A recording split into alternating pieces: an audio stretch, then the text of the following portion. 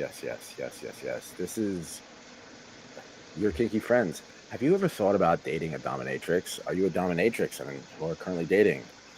Do you have stories to tell about being a dominatrix and dating? Or have you dated a dominatrix? Well, this is your show.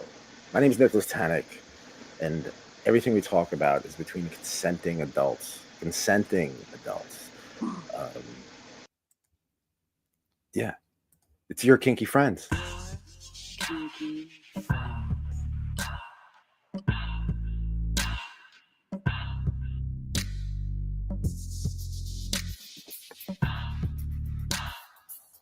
Once again, like I said, please don't judge. Seriously, don't judge. There's a loneliness epidemic. That's why you're lonely. Think about it. Take inventory of why you're lonely. It's because you're a judgy douchebag.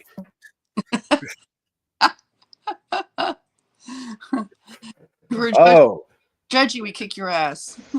Yes, and we are here with Mistress Claudia in the very, very hot Arizona, and the magnificent pussy boss, Anna Valentina. We're going to talk about dating the dominatrix. Please go to lockedandlust.com and get 15% off all inventory. I suggest the crotch rocket, so we call it the saddle. But yeah, get some focus, lock it up. Go to yourkinkyfriends.com. We're talking about dating a dominatrix. So, ladies, Anna Valentina, Mistress Claudia, are you currently dating at the moment? Not really. You know what? I'm sorry, your sound is cutting out. Can you say it again? Okay. Can you hear me? Yes. Okay. Yes, I can hear you. I was saying that I'm not really dating right now. During pandemic, I went through a few rounds of, internet dating. What does that even mean anymore? I guess apparently if you hook up with somebody once, that's a date, or that means you're dating, or I don't fucking know. Yeah, there's my website. And hair is longer, but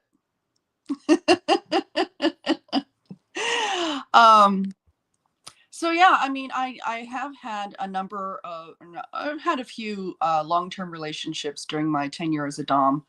And it helps that I've been a dom for so long, over 20 years. But you're currently dating though at the moment? Like, not really, no. Okay. I have more than enough to do. Yeah. Time, yeah. Yeah. What about you, Mistress Claudia? Are you currently dating? No. Straight up. Nope. Okay. Nope. All right. Nah. Nope. I was talking to I guess I want to set the tone, right, for the show. Nico Noir has a great quote. I was talking about her with her about the show, and she said this: "Why would I want to get off work to go back to work for free?" How does that quote resonate with you, Mistress Claudia?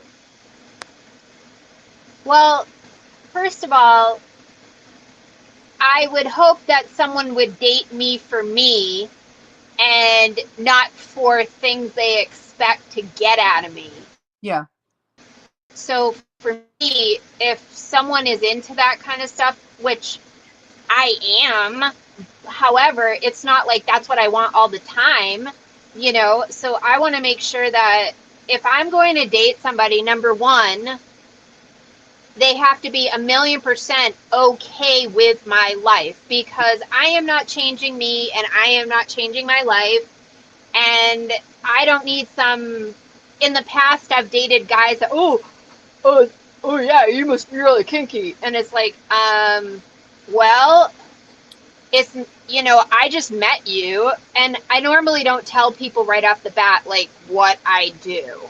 I don't care if people know, but I don't tell people because I'm just meeting you and it's none of your fucking business.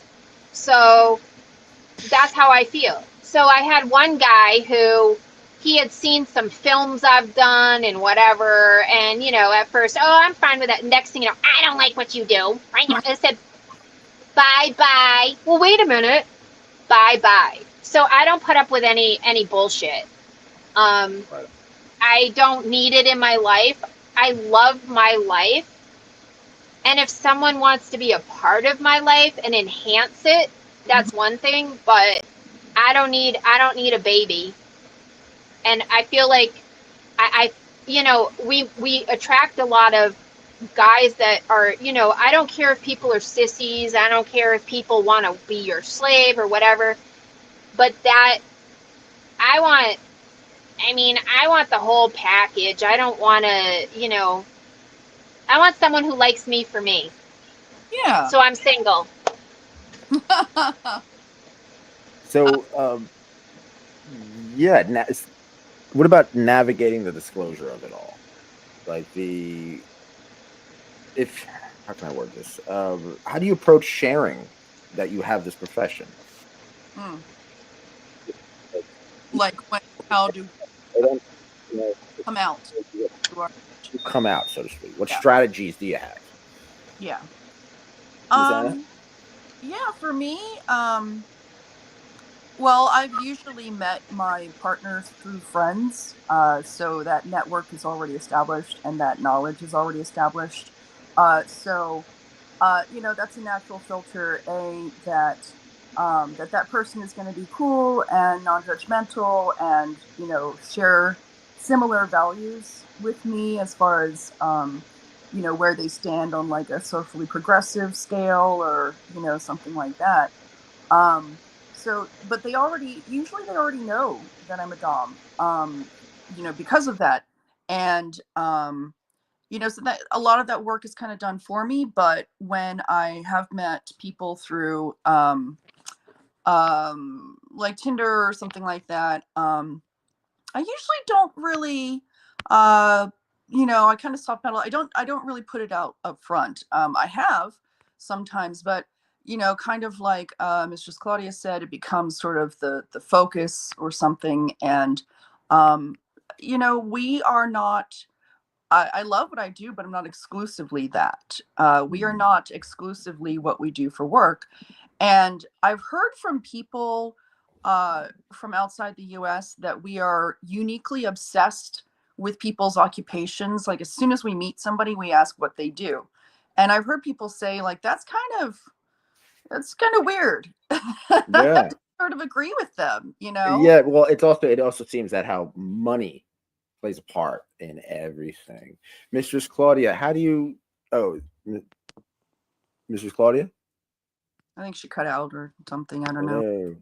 Um, oh, wait. Oh, yeah. Okay. Uh, She might okay. have frozen. I don't know.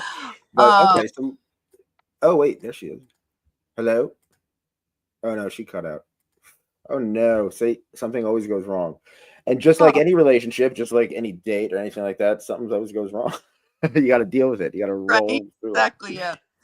Um, For but sure. yeah, you know, I think the question of coming out comes up a lot more for me, meeting people socially. Like, oh, you're at this party, and you know, you're meeting all these people, and yeah, there comes that question, and like 95% of the time, I answer honestly, and I believe for me it works very well. It is a little bit of a responsibility, but I like being an ambassador and meeting people. And you know, people are always fascinated and sometimes a bit surprised, sometimes not as surprised, whatever. But um, you know, there's a lot to be said about um, being a positive representative of the community, basically. Um, that said, Mr. Claudia's back. yeah. Mistress Claudia's back. Yay! Yeah. Mrs. Claudia, what about you with disclosure? Do you have a certain kind of strategy, or do you just are you upfront about it? Like you said that unless they ask, really, unless they do you have a specific like strategy about like if they don't know, of how to lay it out to them. I don't think she could hear me, unfortunately. Oh no. Okay. What about finding compatible partners, Anna? Yeah. What advice would you give to a dominatrix who's seeking partners who are actually supportive and interested in their kinky lifestyle? Or do you want someone who's not even interested in the kinky lifestyle? I know a lot of dominatrixes whose husbands don't care. Yeah, They're not isn't that impressed. the They don't million-dollar not question? interested. Yeah, like where do adults even meet anybody, right? Much less if you have like deep kinks.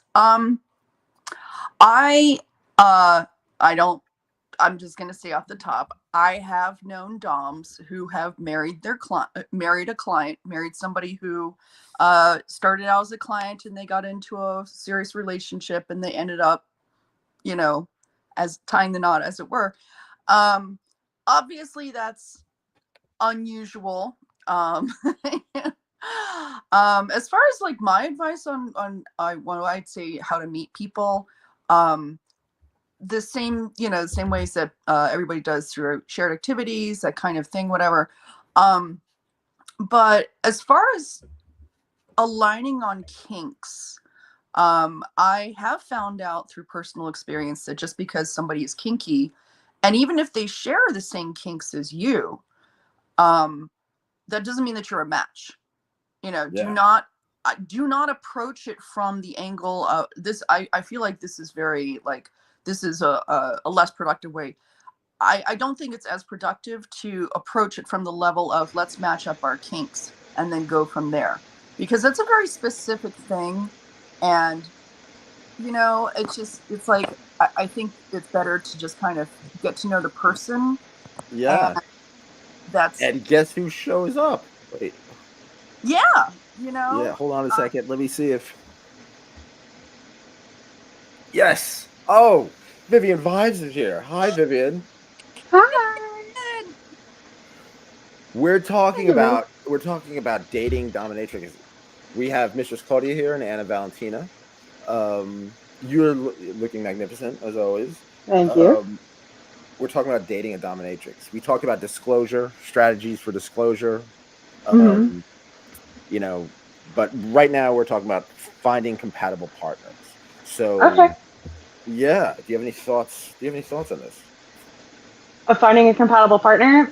Yeah. What advice would you give to a dominatrix seeking advice on partners who are supportive, like someone who's finding someone who's actually genuinely supportive and genuinely interested in what you do? Honestly, that's something I really struggle with myself, is finding somebody who like genuinely gets it. I usually find that somebody who has dated sex workers, whether that's been a full service sex worker or a pro dom in the past, they tend to understand it a lot more, or if they themselves have engaged in some form of sex work at all. Um, because they understand like the demands on time and the demands on energy and like how much work goes into it and how intricate it can get, because it can get so detailed and intricate, the sessions that you have with people. um, it also is important to find somebody who doesn't, I mean, for me, so like I have very intense compartmentalization when it comes to my professional life and my personal life, right? Like I have very specific kinks that I engage with for my professional life, and those do not, well, not all of them. A lot of them don't cross over into my personal life, right? Like there's some that cross over. Like I do electroplay in both. I love tease and denial in both. I love sensory play in both, but it's very important that like the distinction is there between professional and personal, because if I don't have that distinction and I'm doing things that I would do for work with my personal play partner, I find it builds a lot of resentment, because then I'm doing things I would typically do for work for free, and that can get really dicey really quickly. Nico Noir has a great quote. I asked her about this, and she goes, "Why would I want to get off work to go back to work for free?" Right? Yeah, exactly. Yeah. I used to work with this one dom in LA who it was funny because the one of the other ladies we worked with said, yeah, you can always tell what her boyfriend is into because she stops doing those things in session. Yeah. She'll leave a note at the desk, be like, I'm not doing tickling sessions, you know. Like, oh, okay. Yeah. Yeah. But Now, yeah. But we have Mistress Claudia. What Can you hear about? me? Can you hear me Yes, okay? All Yeah. right, cool. I could hear you. There is some fuzz, so I do take you out sometimes when the other people are Okay. talking. So please, but what challenges have you had when you were dating? You said you're not dating now, but when you were, what were some of the major challenges that you had as Uh, dating as a dominatrix? you know, I just have not had any good luck. That's all I will say. If they're okay with it at first, they're not okay with it after. And I don't care. Like, if you don't like it, bye. I'm not changing my life. The other thing is I get these guys, and I don't act like a I don't act like I do in sessions like I do in my real life. Yeah. I mean, it doesn't mean when someone identifies as a dominant person, it doesn't mean that you're always bossing people around or controlling everything. It just means that you have control of yourself. Like you are, maybe you're at peace with yourself, maybe whatever. But these guys think that it's like a quest, like, oh, I want to, kind of like almost like dominate me. And it's like, listen, pal, I'm good. So unfortunately, I have not met anyone that I would even remotely consider wasting my time on. That's how I feel. Yeah. That's interesting because yeah.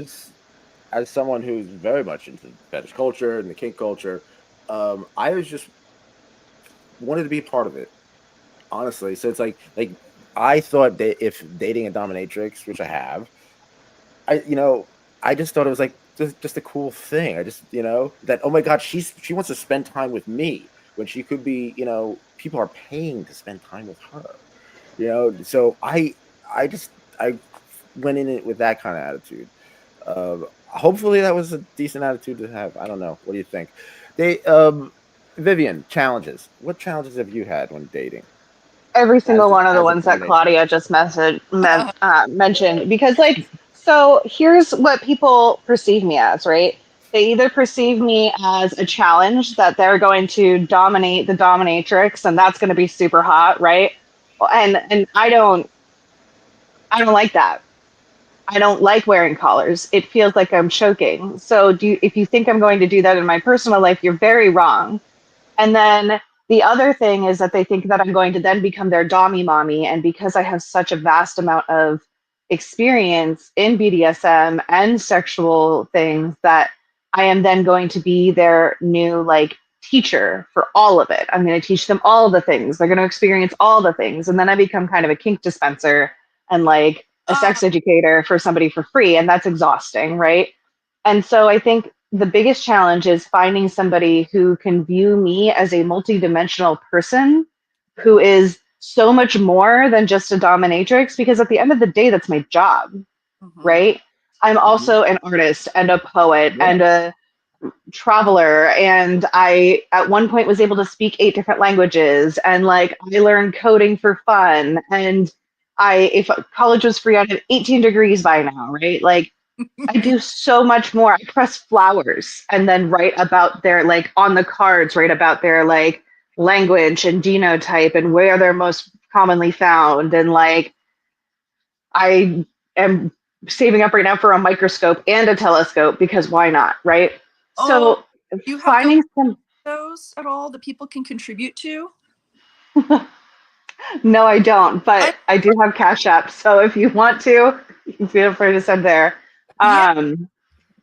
I I am, and we are all so much more than the job we do. We are so much more than the kinks that we're into. We are these fully fledged, multidimensional human beings. And when you put us in that little itty bitty box of what we do and who, as a full image of who we are, really you're doing yourself a disservice, right? And like, I am going to have days where I don't even want to get out of bed and I just want to eat ice cream. And no, I don't want to tell you how to dress and what to do and how to please me and, you know, plan dates. I don't want to plan dates at all, actually. I don't want to plan my birthday at all. I don't want to plan out every single thing because I spend all day, every day being meticulous about every single thing that I do in the rest of my life.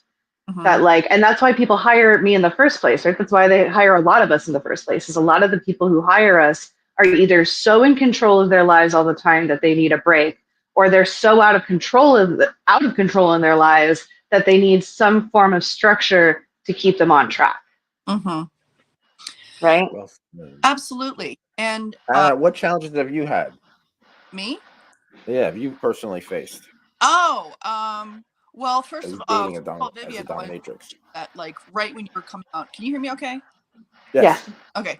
Right before you came on, I was saying, like, do not try to match up with somebody like by kinks first. Like, oh, you like spanking, I'm into spanking, you know, whatever. I mean, if it's that important to you, hey, if it's important to you to like find somebody who practices the same religion as you, great, whatever, but know that you're going to be very specific, and if you put that first, it's going to be a different experience.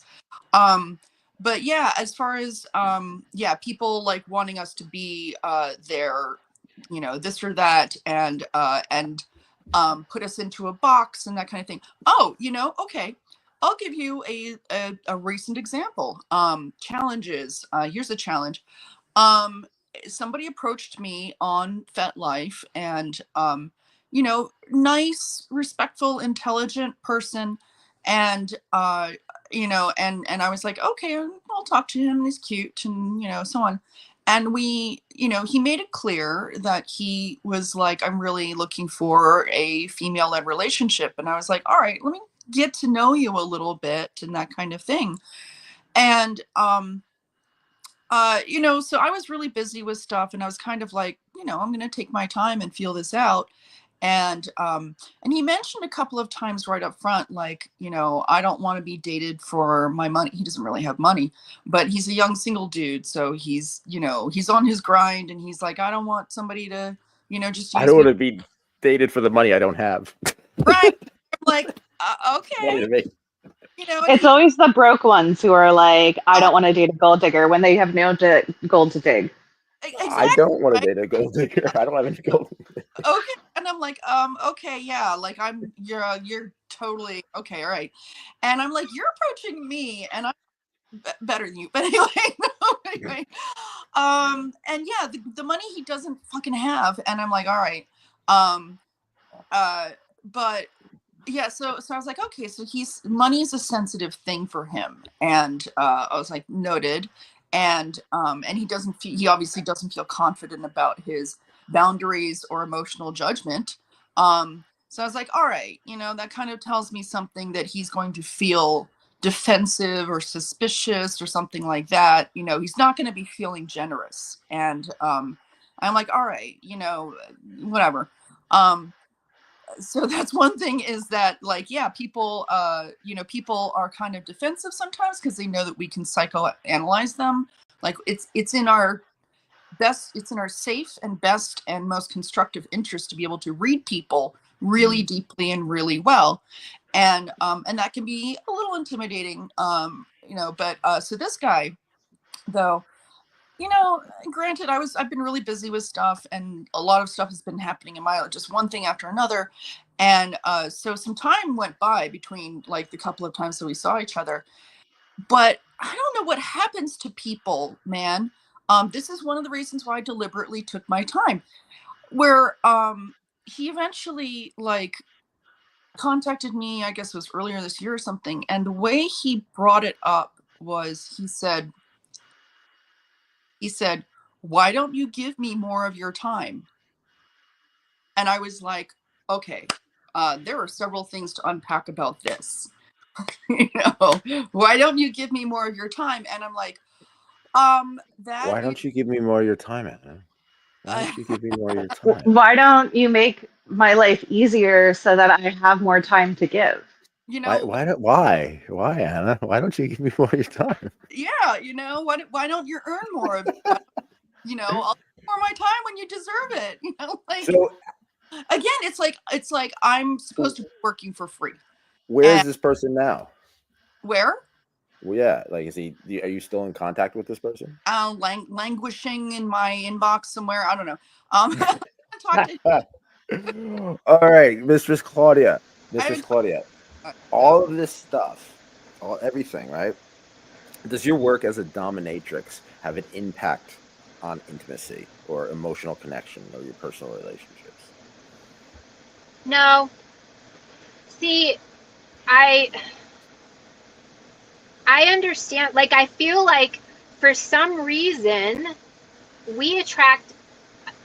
Okay, I'm so sorry. I don't mean to generalize, but I feel like Anna Valentina, like the person you were describing, is so insecure, and I feel that maybe the secured men that are in control of their lives, and maybe they feel like we would not be interested in a man like that, but I know I would be interested in a man that has his act together. I would. Yes. Right? I don't want some guy that wants his mommy or wants to live in my closet 24/7, or like whenever people want to be my slave, I'm like, well, what are you going to do for your job? Like, and then they think, oh, all day I'm going to rub your feet. And I'm like, bitch, no, you want to be my slave? You're going to go out shoveling horse shit. You're going to go clean my dog's crap. You're going to go put together this. And then you're going to go live in my cage. I don't need that in my life, and I think too, the evolution, when you do this for such a long time, and I feel like for me in particular, I can't speak for all, but the longer I'm in this and meet people that are in this, I feel like I'm more compassionate and warm and fuzzy when it comes to my real life. Like I would like to just meet someone genuine that will accept me for me and not with the stereotypes and stipulations of society's taboos and this. And I just feel like, and as far as intimacy, like I don't really have intimacy with any people because I don't date anyone. I just haven't found, I'm not going to settle. I think that's one thing that all of us, I could probably say as a general statement, I don't think any of us would settle at all. I think that we all know when we will know when the right person comes into our life. Mm-hmm. I will not make excuses. I will not settle. When someone hands me those bouquets of red flags, I can see them a mile away. Where my younger self, I probably did not choose to see the danger signs of people that I've dated in the past. Yeah. That was like poetry. I will not make excuses. I will not settle. Seriously, I'm gonna put you in front of a microphone. Like we'll get like a jazz background, like an open mic or something. But like we'll make it really granola. We should have a dominant informed dating and safety guide for young women. Like these are things that are danger signs when you we were just talking. Dom Force 3. You're Dom Force 3. You're like in the middle of the night. You come at any Dom is dating out there. You come in and be like, oh, all right, no, this guy's a douchebag. Yeah, especially the insecure guys, because the insecure guys, I swear to God, like they specifically go after women who are very, very strong and very, very self-assured. Like they're going to just suck it out of them like they're a vampire, and they absorb all of that into themselves. And then when you eventually get knocked off of that pedestal because you're a human being, and then they resent you and then they hate you, and it turns into this really vicious, really nasty cycle. And it's like that, everything Claudia was saying, like I'm right there with her. Like if you are insecure, like you can't date somebody whose job is literally being secure and taking charge. You won't be able to handle it. Oh, The other thing too. Okay, so I am not clean for most of my life. So the thing is, these guys think that we're sitting around on a throne wearing a latex outfit 24/7. Oh, And I don't know about, I mean, maybe other people are, but I'm a very manual labor type of person, and I am very pig-headed, and I do my own thing. So I am not, like, someone just told me today they wanted a picture of my feet. My feet are so filthy. I haven't showered for like 3 days, and I work outside in the dirt. So my feet are filthy, and they're like, "Oh, you need to go see a podiatrist." And I'm just like, "Yeah, it's dirt. Like, I am dirty." So, I think guys have the misconception also that we like walk around cracking our whips and we're wearing a cat suit and we're, and we want, them to, we want to sit on their face 24/7, and they just think all the, what it is too? It is wrong because they are judging us without knowing us. They don't give the opportunity to actually know who we are as genuine human beings. It's It's extremely almost like, dehumanizing. mm-hmm. yes, And yes. I always like to remind people, we have subs not because we can't do things for ourselves. We are the first people who are competent and on top of our shit. Don't ever forget that. Don't get it twisted. It's not that you're filling some necessary hole in our competence. No, we are competent, and we're gonna watch Yeah. you. You better be fucking competent. That's why it's a privilege. You're competent enough to make someone else do it. Yeah. Right. That's the thing with like that's how I feel when guys are like, I'm gonna make you submit. Sir, I have been a dominatrix for 15 years. Do you think that there is any doming technique that you can use on me that I cannot flip the script on? And if you give me just like a millimeter of space, it's over for you. It's over for you. So you might want to retract that statement. Like, Yeah. It's oh god. Oh, And that's the other thing too. Why do they always like all of a sudden feel this need like, well, we're dating and I'm going to be the dominant one? Like, it's like, no, we should be in a if you're dating someone, you should be in a partnership. There's it goes give and back. take, It goes back to the insecure guys who like to date women who are successful, who like to date women who are self-assured, who like to date women who do not question themselves. Those men actively seek out women to bring them down, to make us humble, to make us drop, because they think that that's what they need to do to put us in our place, right? It's the same thing when they step into a relationship and they're like, well, I'm the dom now. No, the fuck, you're not. At best, you're my equal, right? Right. That's what At a partnership best. is, Yeah. I don't want a subordinate. I'm certainly not looking for a superior. I want equal. I want somebody who who again has those competencies, those strengths, knows their limits, has boundaries, self management, all these kind of things all the time. And I want somebody who has that emotional intelligence and that practicality, and that they've traveled a bit. They're curious about the world. They do things with their life and their energy, and their creativity. I want somebody who inspires me and intrigues me and respects me, and I respect them. And that's where, I mean, that's a very fundamental thing. Mutual So respect is what we're talking about here. yeah, people who are supportive partners. Yeah. I want to keep this a positive show that in many aspects. There is, I guess, that fantasy that works out, like, oh, dating a dominatrix or something like that. And I'm sure once it's out and everything's disclosed, basically, let me ask you this. Is there a time where it worked out, or what did you do? Basically, how you use your skill, your experience to really enhance and, let's say impress, just for lack of a better words. Yeah, can you share experience when you really embraced your role as a dominatrix to make the relationship work? Vivian, we'll start off with you. I did have a relationship with a dom who and whenever two doms date, it's kind of like playing spy versus spy, right? Like, um, but he wanted to explore his submissive side a bit more, and at that point, I did too.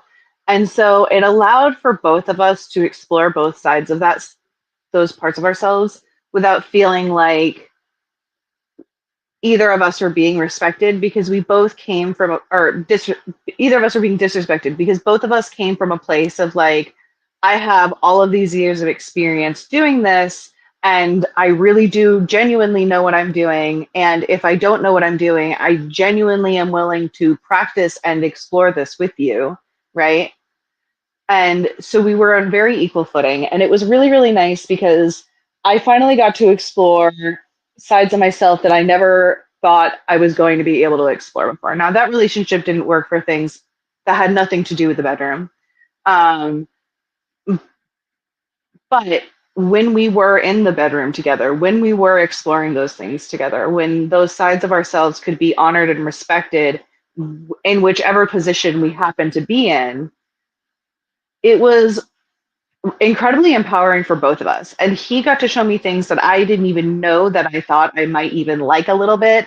And similarly, like I got to show him things that he had never even considered before because I had already had that wild experience, right?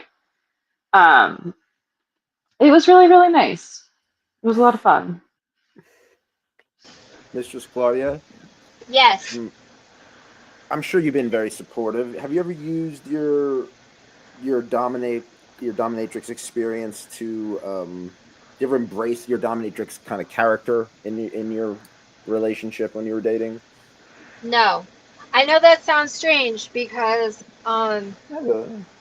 I don't, you know, just like our clients come to us to escape their life sometimes, you know, I like to connect with people on all different levels. So when I date someone, I actually don't mind dating someone that is outside of this community because sometimes, you know, I love my life. I love what I do.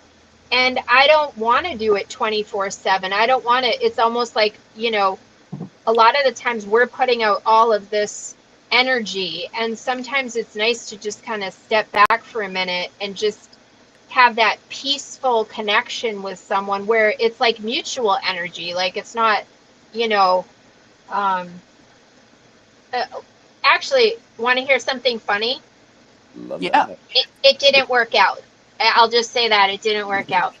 So I actually was with a male dom that dommed other doms, and Other male that doms, no female. So female he doms. was a Okay, male dom for clarify. female doms. Huh. Okay. This was in Boston, and the funny thing is that oh my God, it was a nightmare. So it didn't last. I tried so hard. I tried so hard to be, like, you know, try to be on the submissive side. It was the worst relationship I've ever had in my entire life. It was like, I can't even, oh my God, it was a nightmare. And this guy was so insecure Oof. and such a nut that, and he was also a absolute, I would say, psychopath, because you know that's another thing too, when there's men that, not all, but when there's some men that are into like, oh, I'm a dom, it's like, no, you're kind of abusive, like you're not a dom, because you know we have that flow of energy with the people we're with, and we connect with them on these beautiful levels that they can't connect with people in their lives. Like we are their I feel like what we do is enriching and blessing others in their lives. Mhm. Oh my God. And Yes, you know, because we connect with people on levels that most people don't understand. So if we're considering dating someone that isn't, you know, at that connection level, but we connect with them and we're happy and we're content and there's peace and there's harmony and there's respect. I don't see, why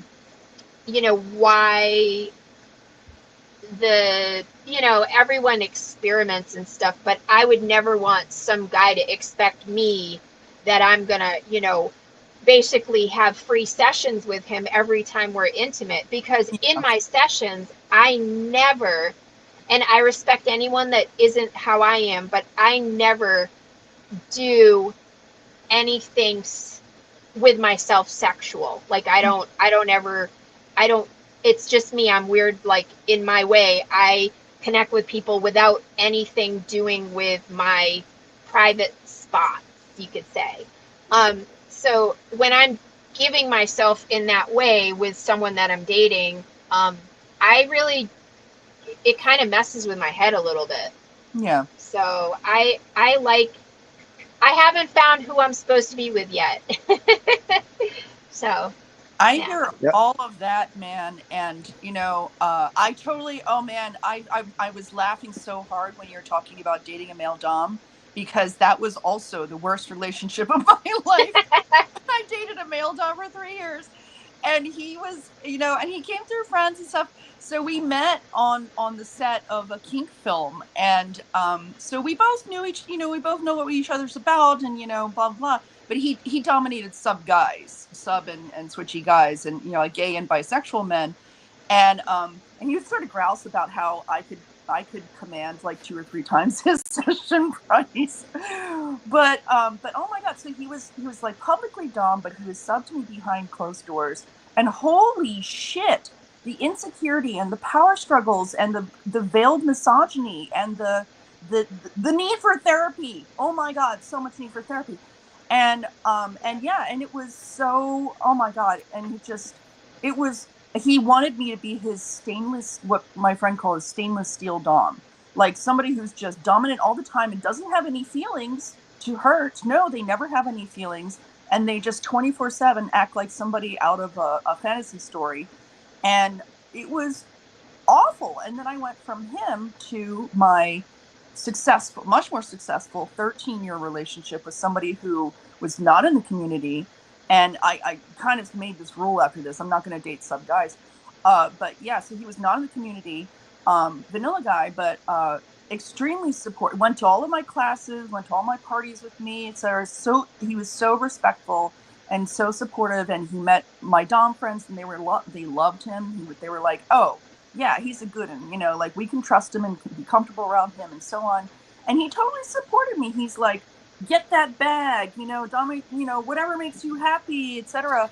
And not doing the things together that I did in session, I think was an important boundary. That he's like, yeah, why would I be jealous of these guys? You do to them. I don't want you to do those things to me. And so he's like, oh, get have your release, whatever. And it's, I like to say that I keep a pussy and I keep a dick, and they're not the same person. That compartmentalization is so huge, especially for us dating. Like the title of the today is dating a dominatrix, but like that really, it narrows us down to only our job, and it doesn't actually take in the whole of us in our entirety. And we're so much more than that, and we need so much more than that, and we need so much more support than that from the people that we're going to have that kind of intimacy and relationship with. We can't just have somebody who expects us to be kink dispensers or like to constantly be on in work mode, because that's not fair to us, right? And that's a lot of what we get. Yeah. And that is why I titled it that way, actually. It's like, okay, what if you date a surgeon, right? Like, is the surgeon gonna come home and like cut you open and sew you up? Like, it's like when you have a photographer for a family member, right? You don't just invite them to every event to have an event photographer. Yeah. Like they're going to leave their camera at home sometime and just experience being around people that they love. It's not fair for you to invite them to every event and assume that they're gonna just provide you with high quality professional images just because they happen to be a photographer. That's exhausting, right? Same thing with a mechanic. You would never expect your mechanic partner to just constantly be the person working on your car. Now, That might happen to be the case. That might be something that they like to do. Maybe their love language is acts of service, but it's not a requirement. It's not an expectation. Whereas when you're dating a dominatrix, there's an expectation that it doesn't matter whether or not they are working or not, that they are going to be that 24/7, 365, never stepping out of character, never having a break. And I have like a specific list of questions that I go through, and I have them posted on my FetLife that ask people, you know, like, what does accountability look like to you? What does it mean to you? What's your relationship with failure? What's your relationship with anger? What does it mean to you to be a dominant person? What does it mean to you to be submissive? All of these are really important questions, and especially with men who dom, because I have very low trust for them, very low trust for them.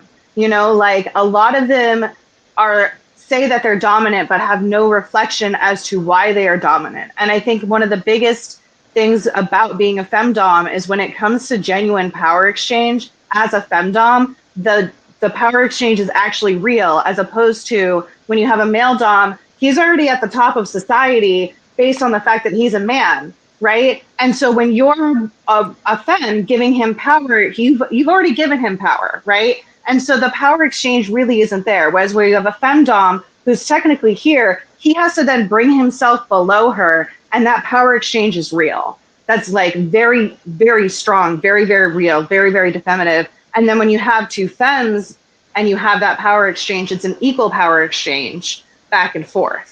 And that's a really important thing, especially in our relationships, to recognize. Yes, thank you. Preach, preach.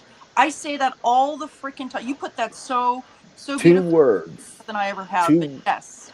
Two words that keep on coming up are jealousy and insecurity. So, Mistress Claudia, how do you handle jealousy and insecurity? Honestly, you're gone. I do not handle jealousy and insecurity in any way, shape, or form. Now, I have been called by a lot of my exes as the ice queen, the this, you don't care because you're not jealous, you're there. And I'm like, I'm not. Maybe something's wrong with me, but I do not experience jealousy or insecurity. And it's not because I have this huge inflated ego. It's because I like people to take me, like, what you see is what you get. Yeah. And yes. If you don't, you know, if it's not going to work, I'm not one of those people in a relationship that feels like you have to put in so much effort and so much work and so much just to try and make it work. And it's like, no. I think that, you know, everyone's going to have their, you know, squabbles or, you know, something, arguments. I don't like to argue. I don't like to fight. And if someone is insecure, the first thing, like, you know, oh, well, where were you? You didn't answer your phone. Oh, really? Well, I'm never going to answer it again. Bye. I don't deal with it. Okay. I think it's wrong. I think society has allowed this to happen for too long, whether it's a man to a woman or a woman to a man or a woman, man, it doesn't matter. If you're insecure or jealous, to me, you are not healthy, and you need to work on yourself first before you project that onto others. It's not fair. Mm-hmm. It's a form of abuse in my book. Yeah, you end up emotionally being held hostage to somebody else's insecurities, which you cannot solve. That person needs to solve their insecurities. You can't reach into their brain or their heart or whatever's controlling them, their traumas or whatever, and solve that for them however much they want you to. And giving in even a little bit is just feeding that troll there, and it just makes things worse. And it's like, well, yeah, no, I'm not jealous, because jealousy is a fear of losing what you have. And you know what? You're a person. And if you don't have that trust, like, I trust you. If you don't trust me, then that's a serious problem. That's you know, that is a huge gap in the basis of this relationship. And I'm going to do some shit that you're going to be, if you're jealous or insecure, oh man, sessions, oh my God. And traveling and, you know, the friendships or whatever that I have, the experiences that I have. If you're a jealous person, you will lose your damn mind from the beginning. That is not a good situation to put yourself in. Don't don't date No. jealous or insecure. That's not going to happen. No, if you're Vivian. jealous or insecure, do not date a dominatrix. Do not do it. It is not. Why waste anyone's time? Please, just be honest. A partnership, a relationship, you should be building each other up. You should be there for each other. You should not be trying to change someone, bring someone down, unless the person really wants help and they want to grow or change, or that's different. But when you're forcefully, you know, I just can't. I don't know how, when I hear people like, oh, my husband told me I can't do this, I'm like, what? Because and I'm talking about stupid stuff like, oh, out loud. you know, My boyfriend said I can't wear this. Oh no. I know, it would be like, Oh, yeah. you know, I know and someone who will let you. So I actually have maybe a little bit of a different take on this. I don't perceive emotions as positive or negative at the end of the day. Like, I don't think that anger or sadness is a positive or negative emotion. I don't think that jealousy or insecurity are inherently negative emotions to have, right? Like, I think that there is a lot of really good information about ourselves that we can get from experiencing those emotions, so long as we're willing to take a deep dive into them and kind of figure out the root of where they come from and do the work necessary to work through those feelings, right? It's not the responsibility of your partner to do that for you, but it is really healthy to investigate that and talking to your partner about those feelings in a way that's healthy. Like, I've had partners where I've told them straight out, I'm like, listen, my job might make you feel insecure, and I need you to come to me directly and just be like, hey, I'm feeling really insecure about this one aspect. I just need a little reassurance. Can you give that to me? Can we hash this out? Or can I talk to you about it so that I can piece and work through it in a way that makes this feel like teamwork, right? Like, I also am the kind of person where I don't like to, when I am having conflict with a partner, I don't like to have conflict face to face. In fact, I like to go for drives because then both of us are facing the same direction. Like, when we're in conflict, I like to be literally at the same level, like both of us sitting on the floor, both of us facing the same direction, and both of us having a conversation where we are towards the same goal and not against each other. And I think that's really, really important to be able to do, right? And so things like jealousy, right? I think everybody experiences it at some point. You know, some people I guess don't, but like, that's fine. And some people grow out of the insecurities that they have. I think much like our limits and much like our boundaries, sometimes we don't know that something is going to make us jealous or make us feel insecure until we run up to something that we had never experienced before. And suddenly they were like, oh God, like, am I good enough? Am I smart enough? Am I, in enough of a space to be able to do this thing? Do I measure up in the ways that this person must be expecting me to measure up in, of the stories that I am currently telling myself right now? And those stories in our minds can go from 0 to 60 so fast. And giving people the grace and compassion to work through those things is really important.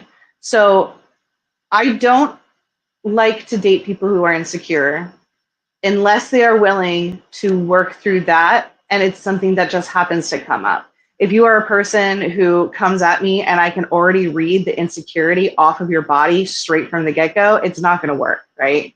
Like, I know this about myself and I already know it about you. I can read people like it's nothing. I can look at pictures of people and I can read people for filth just from their pictures without having met them before, because that's what we do.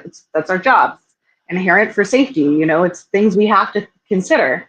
And so I think giving grace and compassion for that in relationships with a person that you're generally trying to build something with is really important. That is a tremendous point to make. Thank you for really illuminating that. And I think you're right. Well, yeah, you're absolutely right that what we left out was the assumption that somebody would be open and working on it. And as I mentioned in that disastrous relationship with the kinky guy, so much therapy that he's not taking. He's not addressing these things, and that's the problem. Is like we're used to addressing our emotions and emotionally managing ourselves, but our partners, and I'm going to make this, especially if you're in a hetero relationship with a man, it's enculturated that they are not, that they put the emotional burden on their partner, that women are the outsource for the emotional management and responsibility. And it does take a lot of awareness and work for somebody to bring that openness to, I want to say conflict resolution, but to that self-exploration. Yeah. I will also say that I adamantly refuse to date anybody who is not in therapy or willing to be in therapy during the entire duration of our relationship and thereafterwards, right? And I need them to be a therapist. And I have a list of questions that I give people to ask their therapist. Like, these are questions to suss out whether or not they're going to be cool with a sex worker. Because you're going to want to talk about me and you're going to want to talk about my job. And if they are not cool with sex work and they are not cool with kink, then you do not want them as a therapist. I can assure you, I had one therapist who literally had a mental breakdown on the floor, crying that I was traumatizing myself because of my job. Whoa. I need you to, right, like, they need to pass a certain vetting process before you can talk to them about me. Damn. And they need to be friendly with it. Damn. I go through therapists like I go through falafel, like seriously. And I had a therapist who's like, oh, the kinky people aren't they all broken? I pulled a Claudia. I was like, bye, I gotta go. Oh my God. But Nico Noir coming in. Good evening, Hey. Good evening, lovely queens and lovely Nick. Thank you. Oh, Nico Nico, Noir. hey. Nico says jealousy is a wasted emotion for a dom, and she It continues. is. The thing is, almost all of my subs are highly insecure and need my reassurance constantly. Am I a good boy? Right. So I want to talk about self-care. I want to leave it. Oh, and then talking that over your private life, taking that into your private life is exhausting. Doms aren't dating submissive. Yes. And also, there is a website called kapprofessionals.org where you can find resources for kink and polyaware professionals who do law and do therapy and do psychiatry and all of these things. So, like, you have resources to work through them on your own and not make it a problem. And anybody who is friendly with or connected to the queer community is usually more experienced and more open to kink as well. So, look at those avenues too, for finding a counselor who can listen and address that in constructive ways. That would be a thing that I would add as advice for somebody looking. So the final question is about really self-care and boundaries, important. So basically, how do you maintain personal boundaries and self-care when your professional life and your dominatrix life intersects when you're dating with your dating life? Mistress Claudia, how do you maintain those personal boundaries? And more importantly, self-care.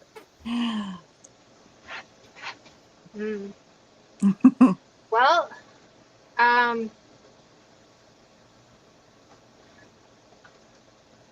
don't know how to answer that because I haven't dated in a really long time. I think that the last person that I dated, he was pretty cool. Like, he was all right with everything I do and all that stuff.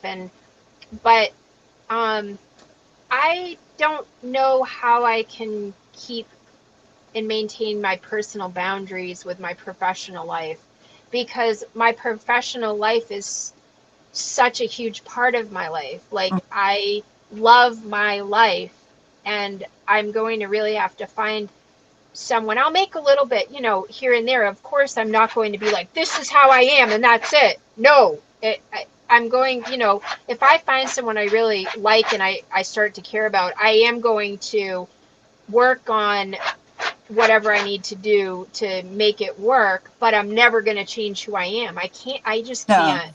No. So it's hard. I it's just hard. I've been single since, I mean, I don't even know, maybe like 2018. Mm-hmm. Me too. Yeah. Yeah, so like 8 years, and it's hard. I'm gonna wait until someone, you know, piques my interest, and they like me for me, and then I'll give them the whole shebang. Yeah. Um, so any other thoughts on this in this topic? Um. I think my favorite quote is a quote from Eartha Kitt, and it is, "When you fall in love, what is there to compromise about? Isn't love a union between two people?" And in that, she laughs at the interviewer and she says, "I don't need to compromise myself for anyone. What connection is, what genuine connection is self love. And then you build on that together to create an ecosystem between the two of you, both loving yourselves and then loving each other." Yeah. Um. Well I said. was thinking. Oh yeah, absolutely, sunshine. Yeah. Um. Definitely. And I was thinking today, like I've thought about this recently, like am I open to dating again and that kind of thing. And what I think of as a relationship is a mutual investment in a shared future, in a shared life. That you are building something to support and love and benefit both of you, and that's the difference between like a friendship and a dating relationship is it's your ride or die. It's we both rise and fall together, and it's not any one person's responsibility to make up for somebody else in totality. And you each have your strengths and weaknesses, but you try to complement each other in those ways as much as possible. um, I had a point. Oh, I had a point, but meanwhile, when I think of it, Vivian, I want copies of those lists that you have. Those are extremely insightful. Oh my god. Yeah. Yeah, I have questions on like as much as, because these are all things that I've dove within myself. I've asked myself, what's my relationship with anger? How do I like being told now no? Where do I feel it in my body when I'm told no by something, when I really, really, really want something? How does it feel to be told that I'm disrespecting a boundary? How does Mm, it feel when I accidentally mess up, right? Like what are those feelings? What is my relationship with shame? What is my relationship with guilt? And how do those feelings, how do those things within me compromise my relationships and my intimacy and my working life? And how do they allow me to grow and become better and more dynamic as a person to create a much more like loving, enriching, beautiful world for myself?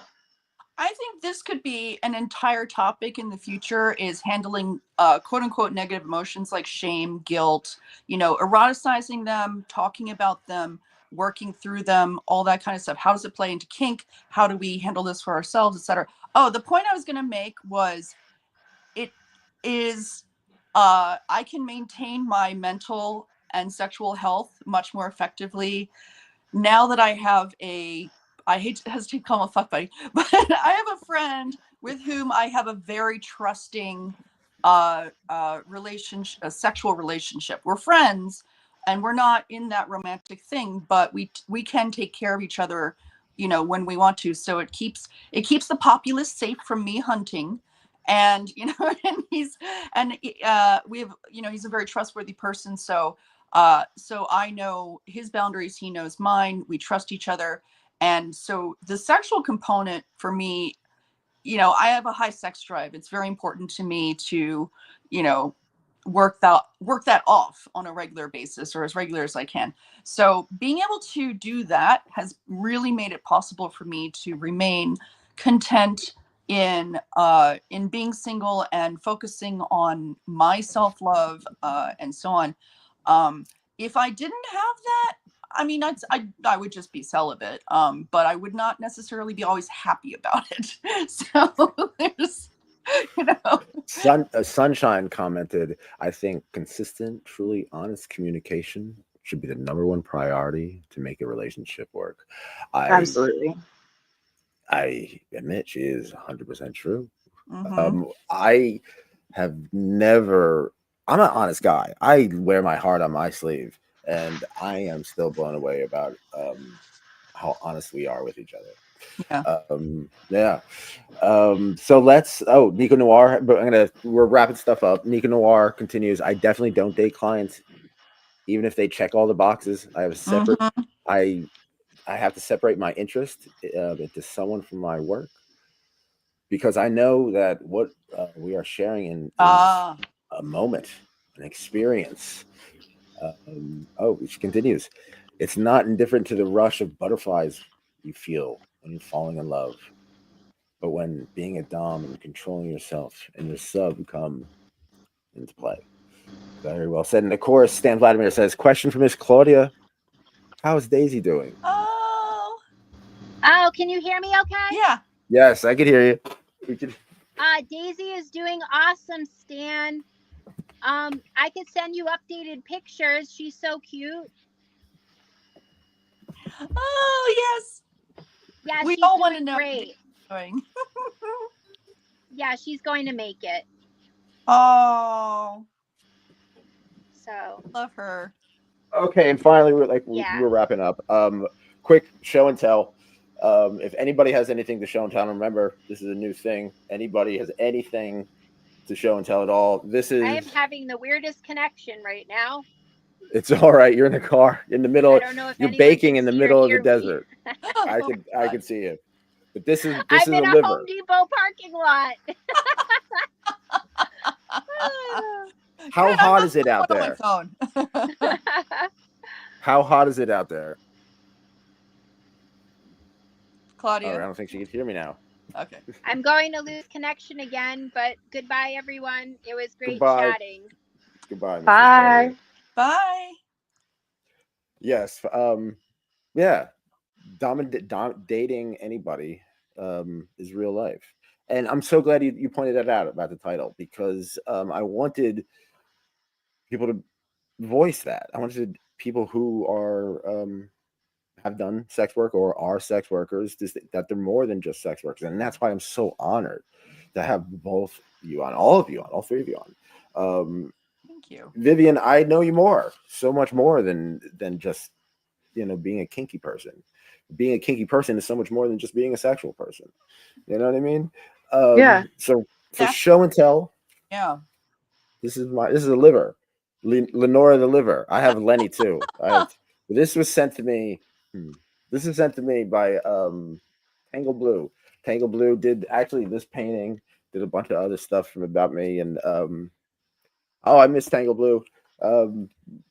Yeah, please reach out. It's been a long time. Yeah, I had a liver transplant, and you know what? The wisdom of all of you, have helped me get through the day, get to this point right now. Aww. Thank you very, very much. Does anybody have any thing to show or tell? I do not at the moment. No. All right. Yeah, I will. I'll bring something up next week. It's all right. I was thinking for the next episode. The topic should be, and you were talking about it a little broader, kink mistakes. We've all made them.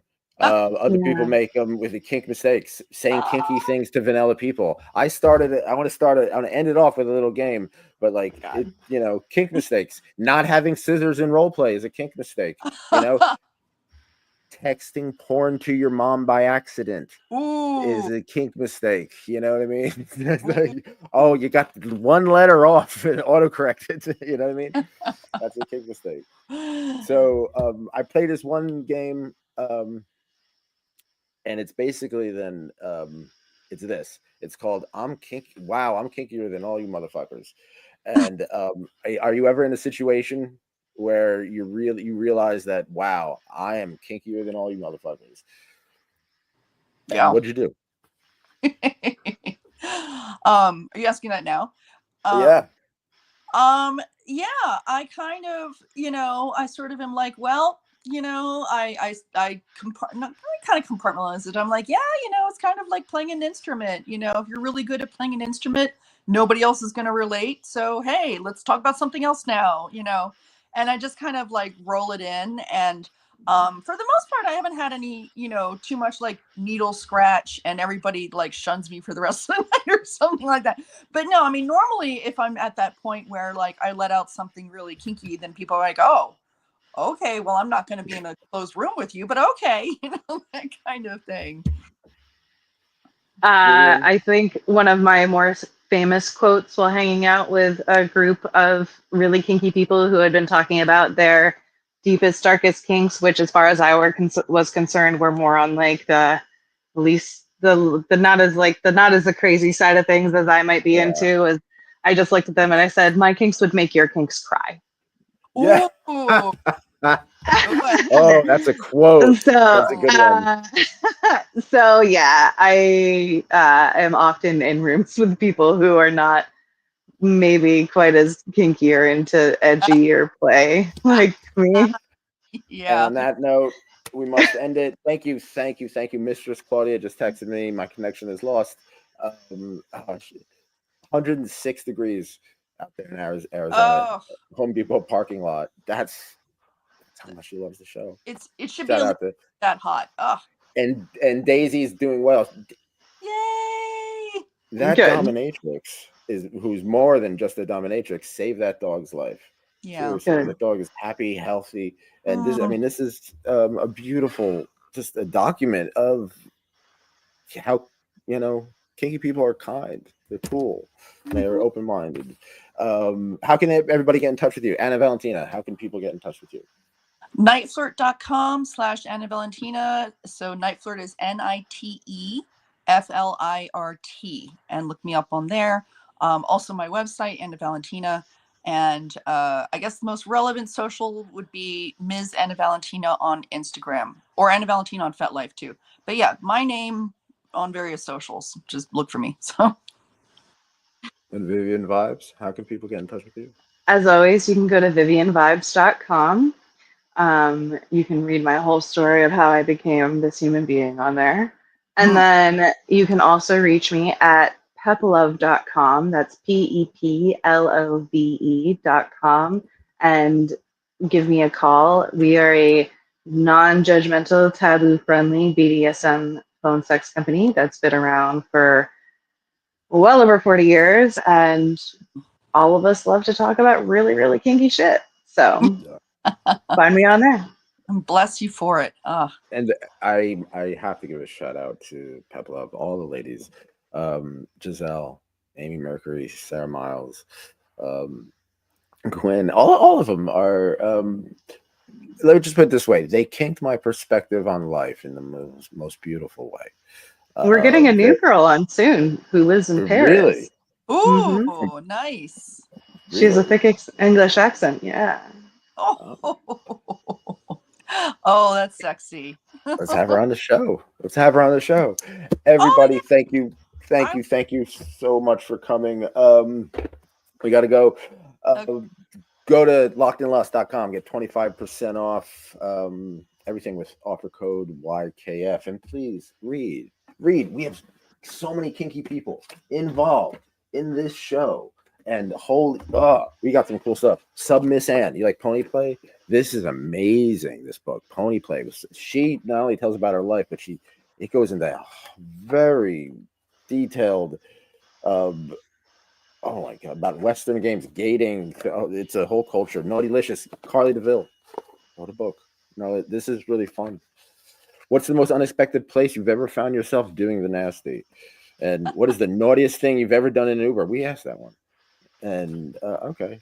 How many times can you orgasm a day? Vivian, how many times can you orgasm a day?